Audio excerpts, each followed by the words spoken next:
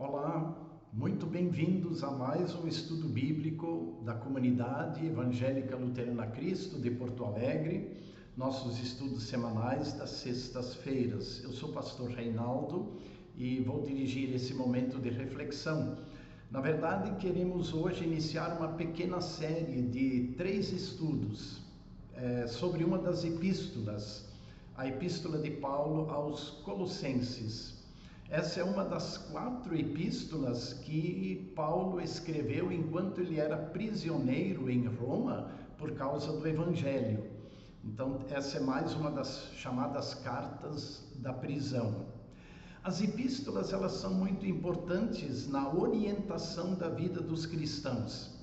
E é importante a gente olhar a Bíblia Sagrada nessa perspectiva, olhando primeiramente para o Antigo Testamento, para os evangelhos e para as epístolas. O plano de Deus, o plano da salvação de Deus, ele se revela desde o Antigo Testamento, porque as bases do plano da salvação estão todas colocadas no Antigo Testamento.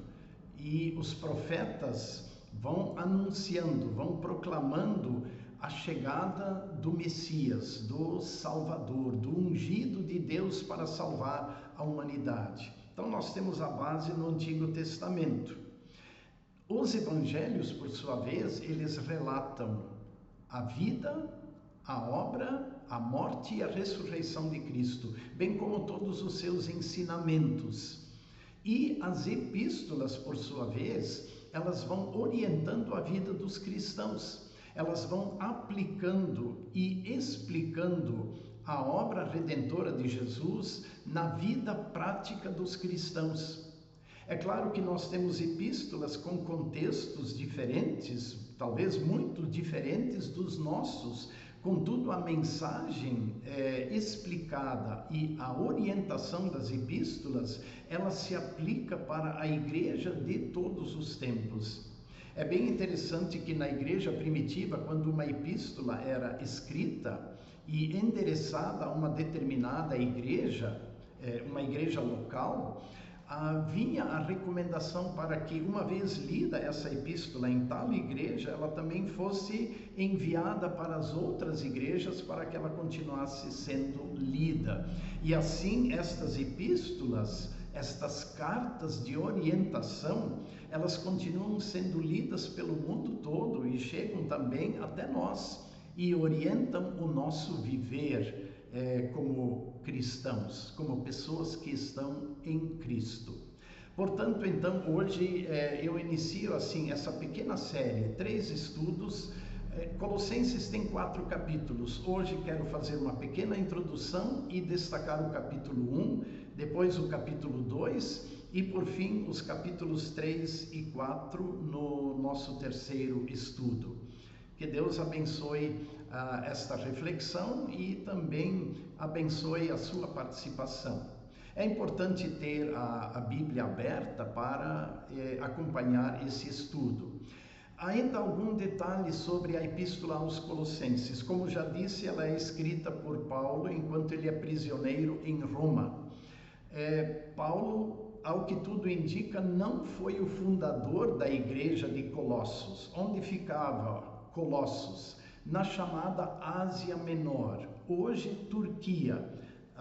Aquela região, ela continha várias das igrejas mencionadas no Novo Testamento, e Colossos é uma delas. Ela ficava mais ou menos 150, 160 quilômetros de distância da cidade de Éfeso.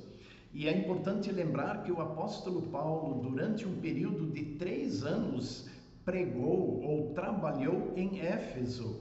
E ele não estava sozinho nessa missão, havia vários colaboradores, pessoas que ele preparou, que ele instruiu.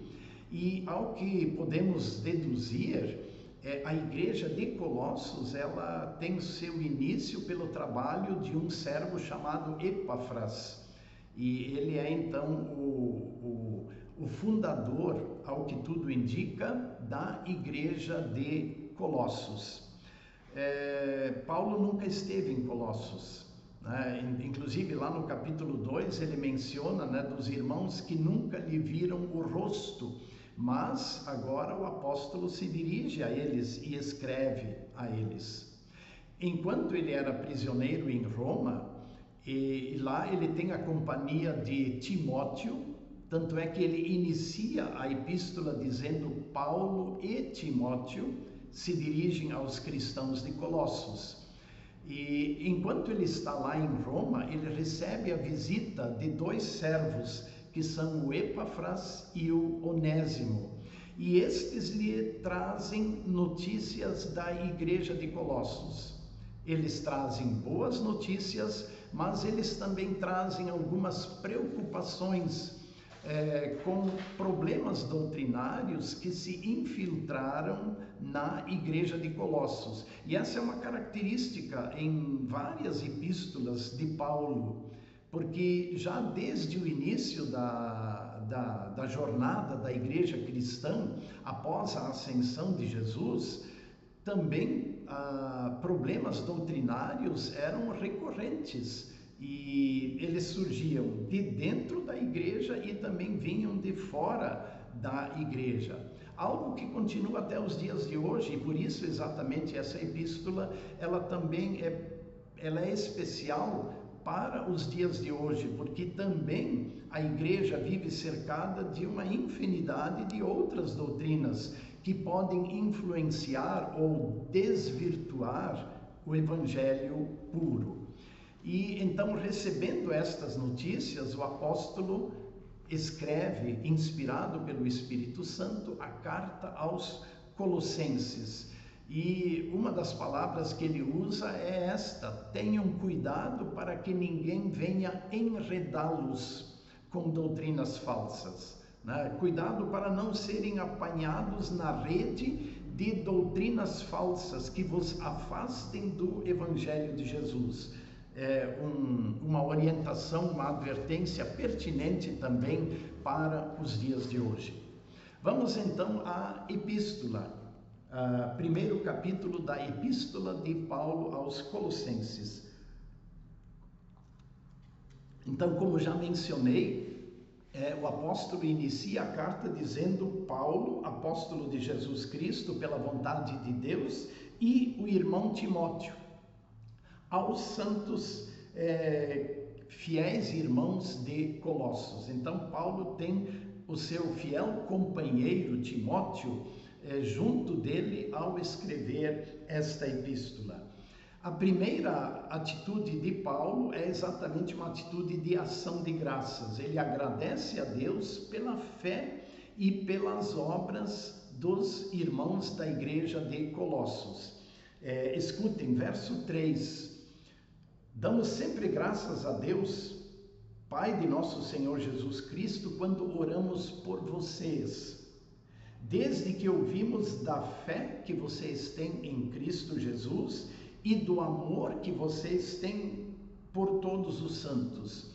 Vejam uma característica da igreja cristã: fé e amor.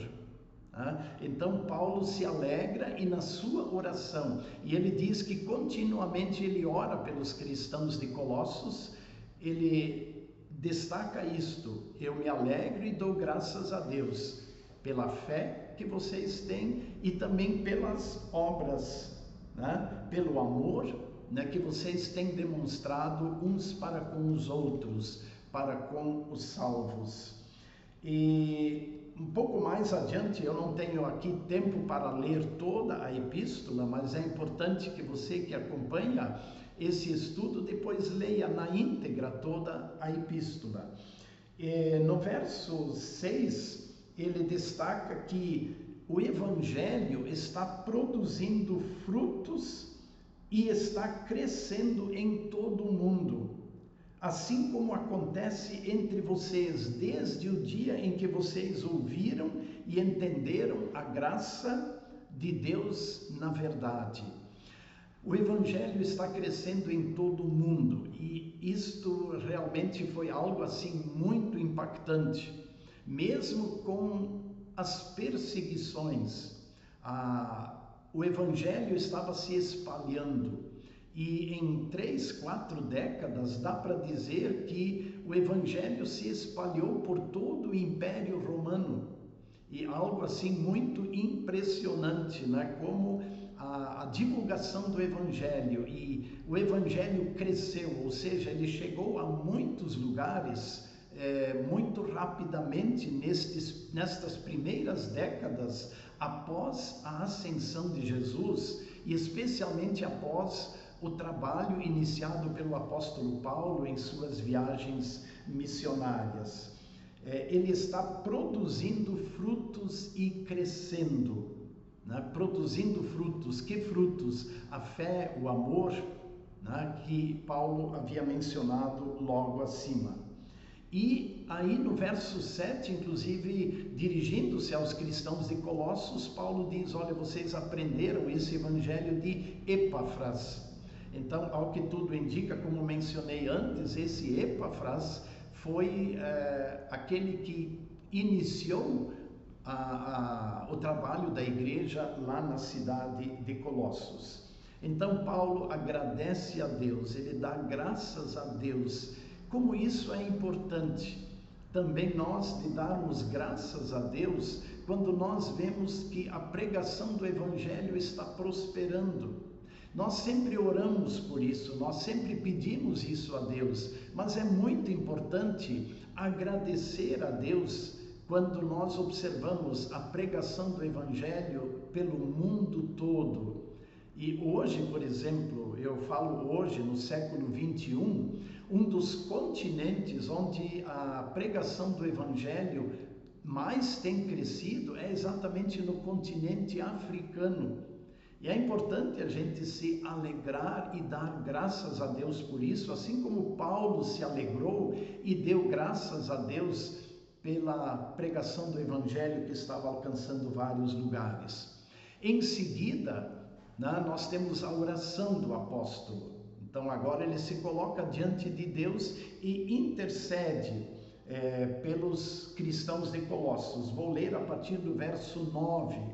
Diz assim: por esta razão também nós, desde o dia em que soubemos disso, ou seja, do amor, da firmeza de fé daqueles cristãos lá de Colossos, desde o dia em que nós soubemos disso, não deixamos de orar por vocês e de pedir que transbordem do pleno conhecimento da vontade de Deus em toda sabedoria e entendimento.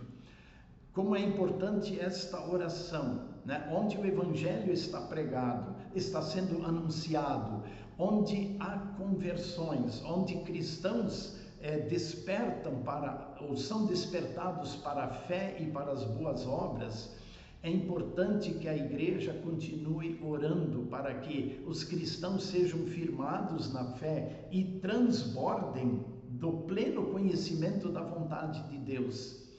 Sabem, a gente nunca deve se satisfazer com uma fé superficial, com um conhecimento superficial.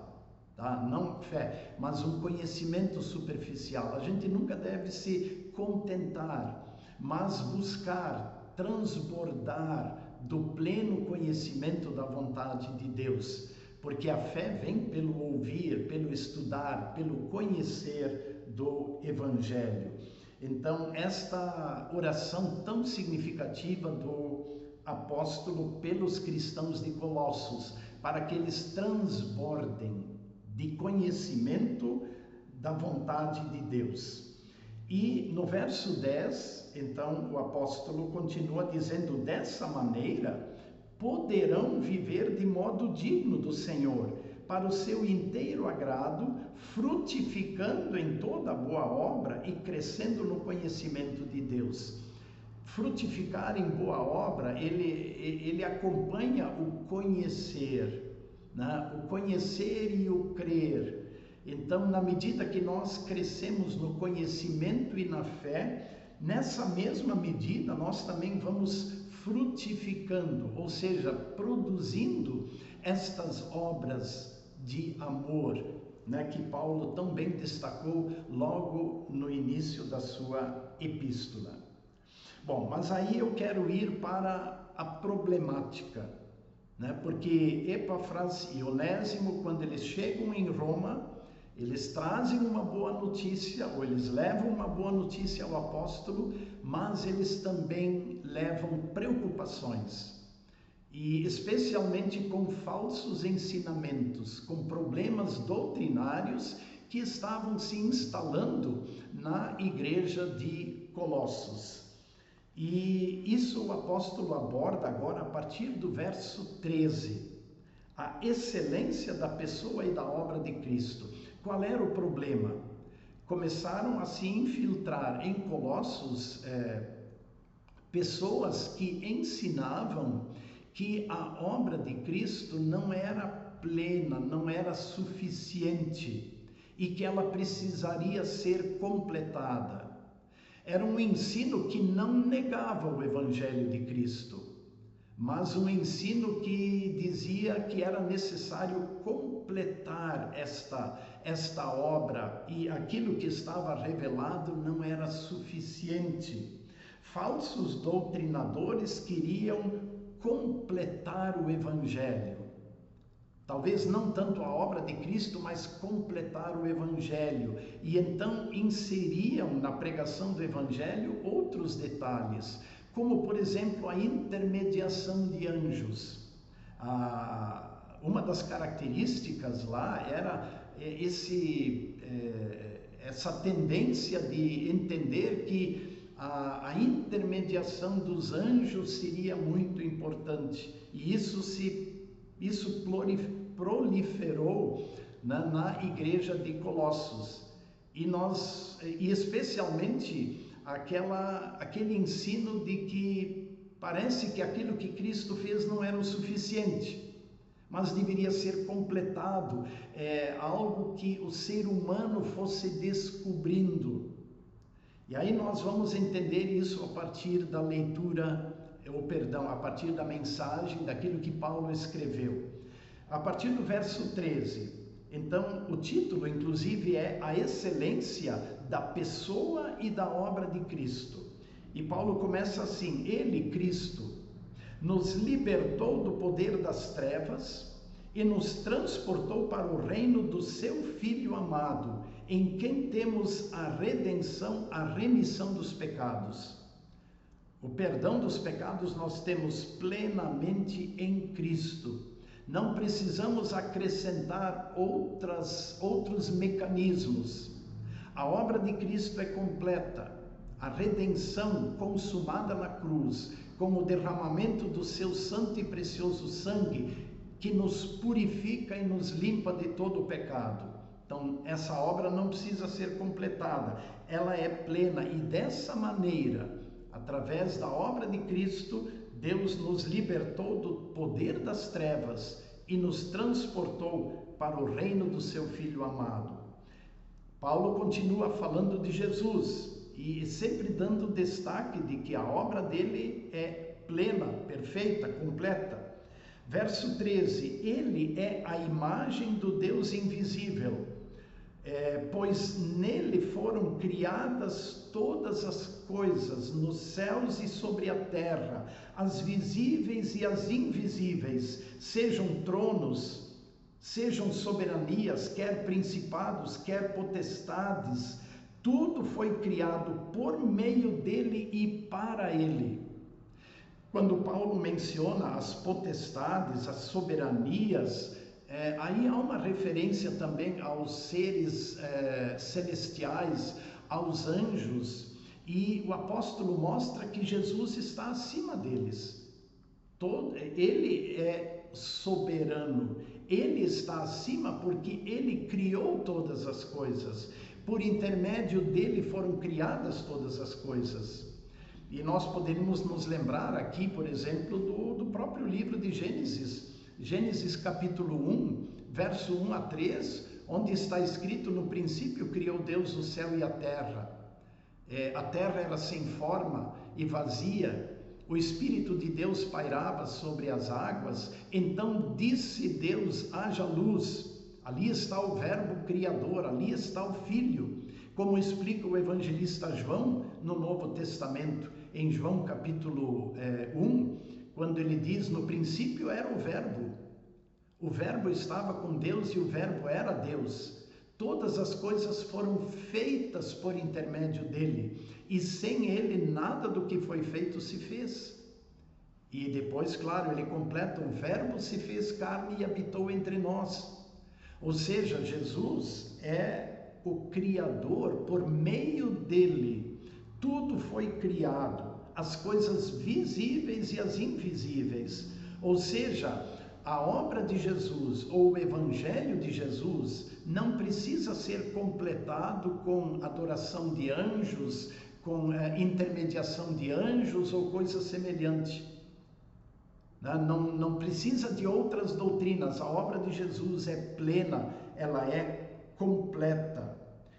Tudo foi criado por meio dele e para ele. E agora o verso 17.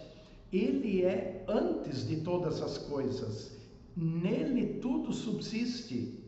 Ele é a cabeça do corpo, que é a igreja. Ele é o Senhor da igreja, ele é a cabeça da igreja. E dele vem o comando, dele vem a força, dele vem o sustento e a proteção, a salvação da igreja. Tudo vem dele, ele é cabeça, né? A cabeça do corpo da igreja. E aí é importante lembrar, por exemplo, do batismo. O apóstolo Paulo, quando ele fala do batismo, lá na carta aos Efésios, acho que é o capítulo 6 de Efésios, ele lembra que nós fomos batizados no corpo, né? Para dentro do corpo, porque existe um só corpo, o corpo de Cristo, a igreja de Cristo. E pelo batismo, pela palavra e pelo batismo, nós somos trazidos para dentro do corpo, que é a igreja. E Jesus é o cabeça, né? Ele é o que comanda, dirige e governa todas as coisas. Ainda no verso 18, ele é o princípio, o primogênito dentre os mortos. Outro detalhe muito importante: o primogênito dentre os mortos, o primeiro a ressuscitar, e nós o seguiremos na ressurreição para a vida plena e eterna. Então observem a importância destas palavras, de Cristo como cabeça, como Senhor, o primogênito da ressurreição, e nós o seguiremos. Ou seja, nele tudo se completa, ele nos basta para a salvação. E ainda o verso 19: porque Deus achou por bem que nele residisse a plenitude. Nele está a plenitude, e que, havendo feito a paz pelo sangue da sua cruz, por meio dele, reconciliasse consigo mesmo todas as coisas, quer sobre a terra, quer nos céus. Vejam, aqui novamente a ênfase é esta: não há nada necessário que complete a obra de Cristo. Nele está a plenitude, a obra dele é plena, a fé nele nos garante pleno perdão e vida eterna. E ele fez a paz por meio do seu sangue, a paz do ser humano com Deus. O sangue, repito, como já disse antes, o sangue de Jesus nos purifica, nos limpa de todo o pecado e de toda a culpa. Isso é suficiente. Nada que nós venhamos a fazer, ou nenhuma sabedoria nossa, humana, vai completar a obra de Cristo. Não, a obra de Cristo é plena. Creia neste Cristo, né? E a obra dele é suficiente para a sua salvação. Ele pagou a sua dívida, ele morreu e pagou pelos seus pecados. Creia nisto. Bom, ainda o apóstolo, quero aqui completar, estamos chegando na parte final do nosso estudo de hoje, e o último destaque que o apóstolo dá, aqui no capítulo 1, no verso 24, Paulo fala um pouco da missão dele, né? E ele chega a dizer no verso 24: agora me alegro nos meus sofrimentos por vocês, e preencho o que resta das aflições de Cristo na minha carne a favor do seu corpo, que é a igreja. Paulo fala dos seus sofrimentos e ele diz que ele, como servo de Cristo, como alguém que faz parte do corpo de Cristo, ele também sofre coisas, digamos, próprias dos cristãos ou próprias de Cristo. Os cristãos aqui no mundo sofrem o que todo ser humano sofre. Existem os mais variados sofrimentos, mas o cristão também, ele sofre como aquilo que Cristo sofreu, ou ele sofre por causa de Cristo. Então, a igreja tem características de sofrimento por causa da fé. E Paulo diz, olha, eu estou aí sofrendo por causa disso, mas isso para mim é motivo de alegria, não é motivo de tristeza ou de revolta, mas eu me alegro. No verso, eu destaco ainda os versos 27 e 28. Ele diz assim que a estes Deus quis dar a conhecer, ele fala dos cristãos de Colossos e dos cristãos de modo geral, a estes Deus quis dar a conhecer a riqueza da glória, que é Cristo em vocês, a esperança da glória. Então, Paulo aponta também para uma perspectiva futura que sempre tem que estar presente na vida dos cristãos. Nossa esperança em Cristo não se limita apenas às coisas terrenas, mas também vivemos, trabalhamos e também sofremos por causa do Evangelho, também na perspectiva da glória futura. Pedro lembra, que os sofrimentos do tempo presente não podem ser comparados com a glória que Deus vai revelar naqueles que creem. E ele termina dizendo, o primeiro capítulo, este Cristo nós anunciamos, advertindo a todos e ensinando a cada um em toda a sabedoria, a fim de que apresentemos cada pessoa perfeita em Cristo. O que vem a ser isto? Nós ensinamos para levar a pessoa ao Evangelho, ao conhecimento de Cristo. E então quem confia plenamente na obra de Cristo para a sua salvação, esse é apresentado de modo perfeito a Cristo. Está ali a missão da igreja, espalhar o Evangelho pelo mundo todo, para que o Evangelho converta, transforme vidas, dê o conhecimento e leve as pessoas a confiar no Evangelho, e assim elas são apresentadas perfeitas a Cristo, o Salvador. Bom, assim eu completo esse primeiro estudo, repito, de uma série de 3 estudos que nós teremos sobre essa epístola. Na próxima semana continuaremos dando os destaques do capítulo 2 e no terceiro estudo, então, os capítulos 3 e 4. Que também essa reflexão seja bênção para a sua vida. Um grande abraço e a bênção de Deus a todos.